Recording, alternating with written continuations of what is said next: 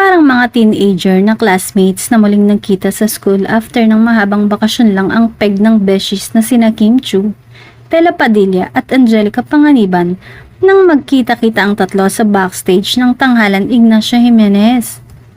Grabe ang saya-saya nilang pagmasdan. Obvious na miss nila ang isa't isa.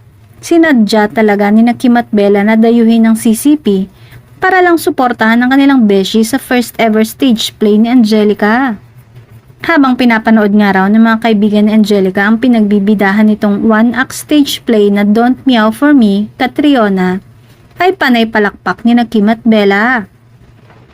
In fairness, mahusay naman kasi talaga si Angge sa pagbibitaw ng mahahabang dialogue on stage. Hindi siya nagpakabog sa veteranang stage actress na gumanap na ina niya na si Piwi O'Hara. Kaya naman may dahilan kung bakit proud na proud ang Chinita Princess sa kaibigan at flinex niya ito sa SOCMED. Inula ng good vibes at positive comments ang SOCMED post ni Kim na may caption na "Congratulations, would not miss this for the world." Ito ang tunay na pagkakaibigan, suportahan, walang halong showbiz.